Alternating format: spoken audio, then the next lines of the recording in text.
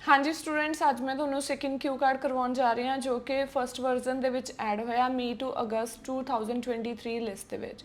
ਸੋ topic ਦਾ ਜਿਹੜਾ ਨੇਮ ਹੈ ਉਹ ਹੈਗਾ ਜੀ ਬੁੱਕ ਦੇ related. Describe a book that you have read many times. ਉਹ ਬੁੱਕ ਡਿਸਕ੍ਰਾਈਬ ਕਰੋ ਜੋ ਕਿ ਤੁਸੀਂ ਕਾਫੀ ਵਾਰੀ ਰੀਡ ਕਰ ਚੁੱਕੇ ਹੋ। When you read it for the first time ਕਦੋਂ ਰੀਡ ਕੀਤੀ, what kind of book it is, किस तरह की बुक है, but the book is about किस दे related, and explain why you like read it again, and ਤੁਹਾਨੂੰ क्यों पसंद है इसमें दोबारा पढ़ना। So vocab and idioms cover करांगे। सब तो पहला फस्ट है जी kick the bucket. Kick the bucket का मतलब होंदा है एक ईडियम यूज़ किया गया डाई दे लई, ठीक है। सो सेकंड है like a bear with sore had. सो ये भी अगेन ईडियम यूज़ किया बैड मूड दे लई। नैक्सट फॉन्ड ऑफ का मतलब होंदा काफ़ी शौकीन होना। आर्डेंट हैबिट एक सख्त हैबिट होना भी डेली ये काम करना ही करना है। इनहांस इंप्रूवमेंट के लिए यूज़ किया गया है। ग्लैड हैप्पी के लिए। अफ्रेड जिमें डर के लिए आप यूज़ करते हैं, ठीक है, फीयर के लिए। नैक्सट है फ्यूरीअस। फ्यूरीअस का मीनिंग होंदा बहुत ज़्यादा गुस्सा आना, एक्सट्रीमली एंग्री जिहदे लिए आप कहने हैं। सो हुण सब तो पहला आप टॉपिक की इंट्रो देवांगे एंड वन बाय वन सारे क्यूज़ कवर करांगे। सो वैल तो स्टार्ट करांगे। Well I am fond of reading books and I have an ardent habit of reading different books at night before going to bed. So कहते मैं काफ़ी शौकीन हाँ books पढ़न का, एंड सौन तो पहला कहते भी मैं बुक रीड करदा ही करदा क्योंकि मेरी एक आर्डेंट हैबिट है। I would like to talk about one of my favourite book that I read recently and want to read again. So कहते मैं एक बुक दसन जा रहे हैं जो कि मैं रीड कर चुका तो उसनों मतलब कि मैं पढ़ता ही रहना तो होर दोबारा भी उन्होंने पढ़ना चाहना। It is none other than Amritsar 1984। So ये बुक किहड़ी आ, नेम मैंशन कर दो। After completing my senior secondary education कदों रीड की उन्होंने एक्सप्लेन कर रहे हैं। I found this book on the internet and thought of buying it. So मैं इंटरनेट पर देखी तो मैं सोचा मैं इसनों खरीद लेना। So the book depicts information about the history of Punjab which gives information about what had happen with Sikh community. So ये बुक की शो करती है, डिपिक्ट का मतलब भी कि पंजाब की हिस्टरी की है तो सिख कम्यूनिटी के नाल की होया। Even by reading such sort of books people can enhance their knowledge regarding these events. तो इदां दी बुक्स पढ़ के लोग अपनी नॉलेज नूं इंप्रूव कर सकते हैं। On the very first day when I started reading the book, it had put a keen interest of mine to go further with reading due to the reason it informed about how Indira Gandhi, the first woman president, kicked the bucket. So मतलब कि ਉਹਦੀ हत्या किदां की गई सी। सो मेरा interest होर ज़्यादा कहते रुचि पैदा होगी। As she killed by Sikhs, as she wanted only Hinduism in India, क्योंकि वो हिंदुइज़म चाहती सी इंडिया दे विच, and announced only Punjab as a state of Sikhs rather than other states of Punjab.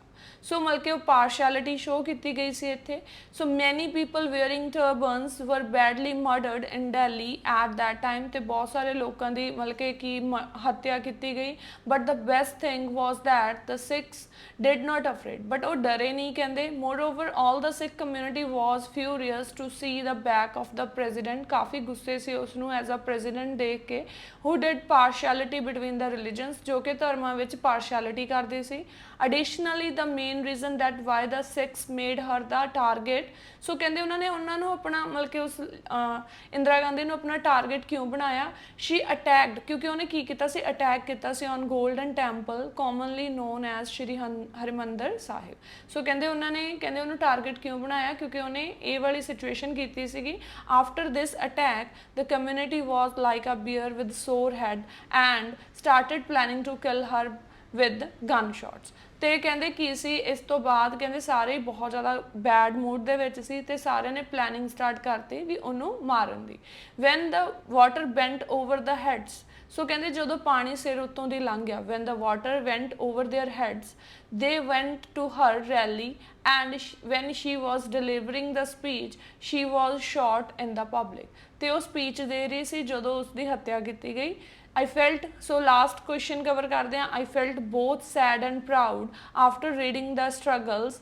सो कहते मैं प्राउड भी फील करदा तो सैड भी। As during that incident many innocent Sikhs were killed on the same hand they did not give up and fought for their culture and the religion. ਸੋ ਮੈਨੂੰ ਕਹਿੰਦੇ ਖੁਸ਼ੀ ਵੀ ਹੈ ਤੇ ਸੈਡ ਵੀ ਹੈ, ਪਰ ਉਹਨਾਂ ਨੇ ਕਹਿੰਦੇ ਹਿੰਮਤ ਨਹੀਂ ਹਾਰੀ। ਸੋ ਇਸ ਦੇ ਹੁਣ ਫਾਲੋਅਪਸ ਕੁਐਸਚਨ ਨੇ। ਫਰਸਟ ਕੁਐਸਚਨ ਹੈ, do you prefer books or movies? ਤੁਸੀਂ ਕੀ ਪ੍ਰੈਫਰ ਕਰਦੇ ਹੋ? So to be honest, I prefer watching movies in comparison of reading books, as we can learn the story by seeing it visually. ਆਪਾਂ ਕਹਿੰਦੇ ਦੇਖ ਕੇ ਜ਼ਿਆਦਾ ਸਿੱਖ ਸਕਦੇ ਹਾਂ, ਵਿਜ਼ੂਅਲੀ ਕਲੀਅਰ ਹੋ ਜਾਂਦਾ ਹੈ ਦੇਖ ਕੇ। We can always see the action or scene practically despite reading theoretically, ਤੇ ਜ਼ਿਆਦਾ ਵਧੀਆ ਕਹਿੰਦੇ ਆਪਾਂ ਪ੍ਰੈਕਟੀਕਲੀ ਹੀ ਦੇਖ ਸਕਦੇ ਹਾਂ। ਸੈਕਿੰਡ ਕੁਐਸਚਨ ਹੈ, do you think it is important to read the book before watching the movie version of it? So ਤੁਹਾਨੂੰ ਕੀ ਲੱਗਦਾ ਇਹ ਇੰਪੋਰਟੈਂਟ ਹੈ ਵੀ book before watching the movie version of it ਪਹਿਲਾਂ ਹੀ ਰੀਡ ਕਰ ਲੈਣਾ? according to me it depends from person to person, ਇਹ person to person depend ਕਰਦਾ ਹੈ। some individual prefer watching first rather than reading, whereas others claim that reading must be done before watching the movie versions of it। so ਆਪਾਂ ਇੱਥੇ person to person, and ਅਗਰ ਤੁਸੀਂ ਆਪਣਾ opinion ਵੀ add ਕਰਨਾ ਚਾਹੁੰਦੇ ਹੋ ਤਾਂ ਤੁਸੀਂ ਆਪਣਾ opinion ਵੀ ਇੱਥੇ ਐਡ ਕਰ ਸਕਦੇ ਹੋ। ਨੈਕਸਟ ਕੁਐਸਚਨ ਹੈ, do boys and girls like the same kinds of books? So ਜਿਹੜੇ ਬॉयਜ਼ ਤੇ ਗਰਲਸ ਨੇ ਕਹਿੰਦੇ ਉਹਨਾਂ ਨੂੰ ਸੇਮ ਪਸੰਦ ਨੇ। From my perspective it's the choice of the young ones, ਠੀਕ ਹੈ।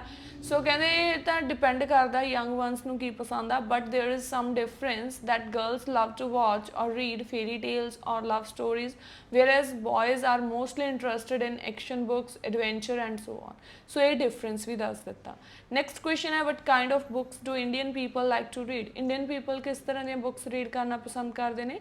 as per my standpoint there are numerous books such as, ਤਾਂ ਤੁਸੀਂ ਕਹਿ ਸਕਦੇ ਹੋ ਕਾਫੀ ਸਾਰੀਆਂ books ਨੇ, such as older ones prefer reading religious books while younger ones prefer reading the modern books that include life stories, books that are related to the movies। so ਇਹ ਕਹਿੰਦੇ difference ਹੈ ਵੀ ਯੰਗ ਵਨਸ ਕਿੱਦਾਂ ਦੀਆਂ prefer ਕਰਦੇ ਨੇ, older one ਕਿਸ ਤਰ੍ਹਾਂ ਦੀਆਂ।